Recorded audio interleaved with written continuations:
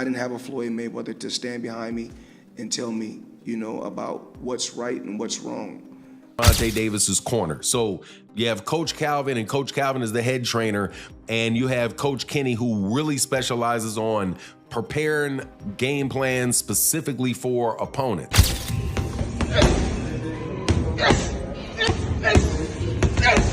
Gervonta Davis has reunited with Floyd Mayweather as he prepares for his highly anticipated rematch against Lamont Roach. Mayweather expressed his continued support and pride in Davis, calling him like a son and brushing off any past remarks. Saying he doesn't take things personally, Floyd emphasized that his only wish is to see Davis succeed and hopes he steps into the ring with renewed power, focus, and determination to dominate the rematch.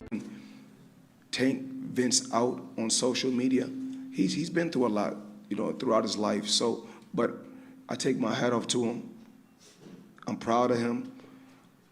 Saturday night we had a game plan, and a lot of times when he says certain things on social media, I say, he's to me he's still a kid, and when I was that age, I probably would have did the same thing. I didn't have a Floyd Mayweather to stand behind me and tell me, about what's right and what's wrong. He got the job done, but my hat off to Ryan Garcia, tough competitor, tough fighter, and the best man won. Recent footage from Gervonta Davis's Las Vegas training camp reveals a fighter fully locked in and laser-focused ahead of his rematch. Every sparring session appears calculated and intentional, with onlookers noting his improved stamina, sharper footwork, and intense commitment to each drill. Insider clips highlight a Davis who's not just in top physical shape, but mentally dialed in as well. This isn't just routine prep, it's a clear sign of strategic growth and serious intent. For the high-stakes battle ahead,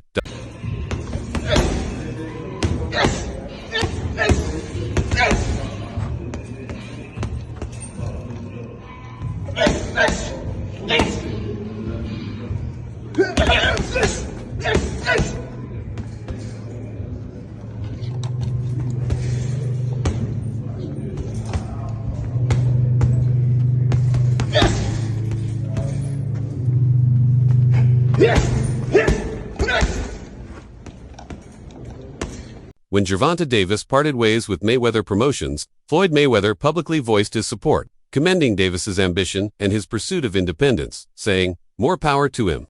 Floyd's response highlighted the strength of their bond, recognizing Davis's right to take control of his own career. Despite the split, there's clear mutual respect. Floyd remains proud of Davis's growth, while Davis continues to chart his own path. Their relationship stands as a true mentor-protege dynamic rooted in empowerment rather than control. And there's nothing like taking a kid that come from the same background as you and helping them and put them in a position to become a multi-millionaire. You meet a kid, he come up to you for an autograph. You sign an autograph for him, then I tell him, in a few years when you get older, I'm gonna work with you and I'm gonna make you world champion someday. Years later, I started working with him. Helped him, pushed him to be great, and if he feels like, his wings, he's grew wings where he can fly and become his own boss, more power to him. Floyd Mayweather continues to keep a close eye on Gervonta Davis's career, especially when it comes to his place on the pound-for-pound list. Some critics have suggested that Davis's lack of recognition stems from his former association with Mayweather Promotions. Floyd responded to those concerns, asserting that no fighter should be overlooked because of who they're aligned with. Talent should speak for itself. His defense of Davis is more than support. It's a stand for fairness in the sport. It also reflects the depth of his mentorship, showing that his influence extends beyond training, reaching into how fighters are perceived and respected in the boxing world. When is Gervonta Davis going to go somewhere in the pound for pound? Nui deserve to be in the pound for pound? Absolutely. Do Terrence Crawford deserve to be in the pound for pound? Absolutely. But what about Gervonta Davis? He deserves to be somewhere also in the pound for pound. Why don't they give him that credit? Because he was affiliated with me. In an effort to eliminate any margin for error, Gervonta Tank Davis has fully embraced accountability during this camp, reuniting with the trusted coaches and support team from his prime. This strategic move signals intent. He's brought back sparring partners, conditioning experts, and tacticians who understand his unique style inside and out.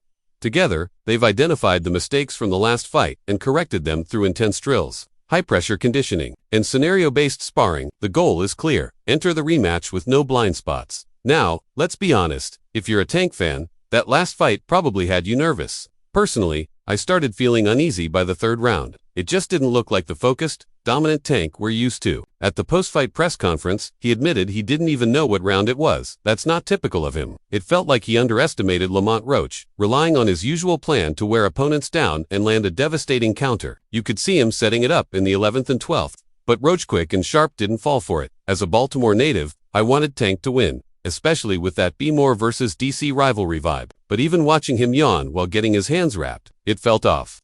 He clearly didn't take the fight as seriously as he should have. Still, there's a silver lining. He's not retiring, and now that rematch is a must. And when that rematch happens, I believe Tank wins it decisively, probably by the 7th or 8th round. Last time, it wasn't a draw. He took a knee, maybe strategic, maybe not, but Tank lost that fight. The good news, the rematch is shaping up to be a mega event, maybe even one of the most watched fights in boxing history. Was anybody else who is a Tank Gervonta Davis fan nervous watching that fight last night? I was nervous after probably the third round. I was like, yeah, I don't know about this. And here's the thing. I think we all know Tank didn't take this fight as serious as he should have.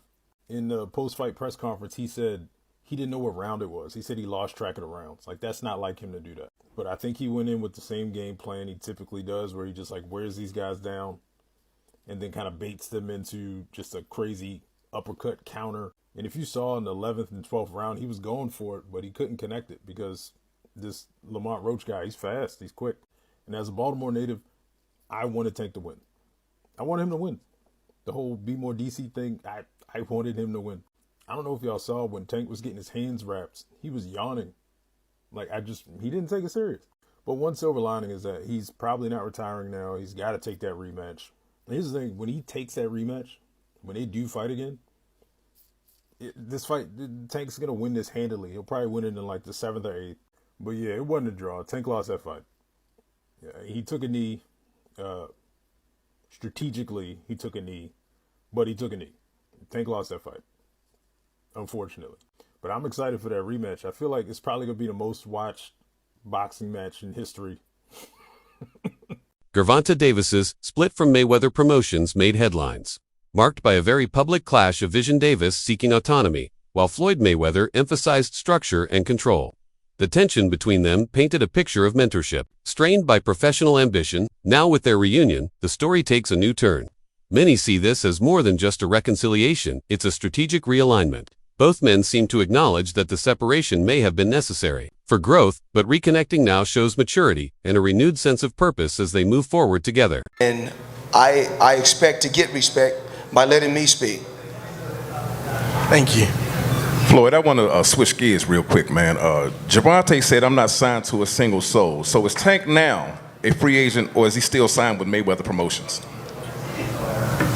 Well, this is the Mayweather-Deji press conference. So I'm here to talk about Dubai. I'm here to talk about entertaining the people, having fun. And I'm not here to talk disrespectful or bad about any fighter. They say America is the land of the free. So we live, we love, and we keep striving each and every day. That's what life is about. Gervonta Davis has reunited with his longtime coach Calvin Ford, a partnership rooted in trust, discipline, and deep mutual respect. Ford played a pivotal role in shaping Davis's early rise to championship success, and now their bond is rekindled. At a crucial moment, his return brings not just strategy, but clarity. Few understand Davis's strengths, mindset, and in-ring instincts like Ford does. With him back in the corner, Davis regains a steady, familiar presence, someone who can both ignite his competitive fire and anchor him with stability. Asterisk. He's 100% correct. Personally, I had Gervonta Davis up a round, because whenever you have rounds where nobody's doing anything, I'm not just going to do what most people do, and especially people that don't like Gervonta Davis, which is just give the round to the other guy because Gervonta Davis didn't manage to knock him out that round. Okay, so this is Gary Russell Jr. clearly saying, man, no, I don't think Lamont Roach won that fight. You also had Al Bernstein, and Al Bernstein, I'm telling you, is a very, very straight, fair guy who I don't know if he was on that call, but he used to work with Showtime. I don't know if he was on there. I don't recall if I heard him. I think it was Rolly Ronaldo that was calling it. But Al Bernstein, who was a very, very objective person, said, hey, look, no. Sorry to break it to you, but Gervonta Davis won that fight. Yeah, Lamont Roach put up a really good fight, but Lamont Roach was not dynamic. He did not do anything to really separate himself from Gervonta Davis. He just kept it equal. He just tried to keep it even the entire fight.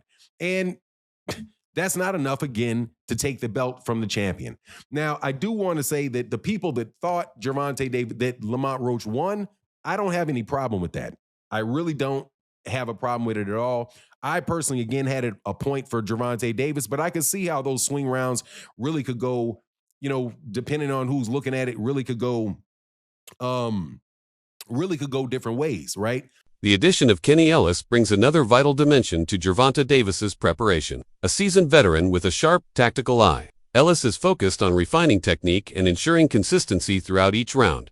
His coaching style emphasizes in-fight adaptability, preparing Davis to make quick, strategic adjustments as the bout unfolds. On fight night, Ellis's role will be pivotal, reading Lamont Roach's patterns in real time, correcting, positioning, and helping pivot the game plan as needed. Alongside Ellis, the return of Calvin Ford completes a dynamic corner. Ford's bond with Davis is built on more than experience, it's a deep-rooted chemistry. He understands Davis's instincts, emotional rhythms, and the subtle triggers that spark peak performance. Their relationship goes beyond traditional coaching. It's a blend of intuition, trust, and shared history.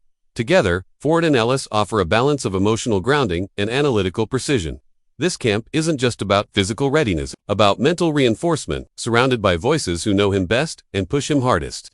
Davis is stepping into the rematch not only trained, but truly empowered. Think about the fact that, that Lamont Roach was seen at a basketball game chugging a beer. And I would have added to the question that you see Lamont Roach out giving a bunch of interviews, doing the interview circuit, right? Kind of being a little bit out of character leading into the rematch. Do you think, and this is what Mill City asked, do you think that is something you guys are taking in consideration in preparation for the fight? And what Kenny Ellis said was, look, man, we're not falling for the banana in the tailpipe. We know what Lamont Roach brings to the table. And he says that Lamont Roach is, we're not believing that he's out there drinking or blowing up a bunch of weight and all of that. He says what most people say, hey, we're going to prepare for the best version of Lamont Roach that is going to, that'll come for us. But the way that he saw the fight coming out was he said he sees it like the fight before, a lot of really crisp shots landing.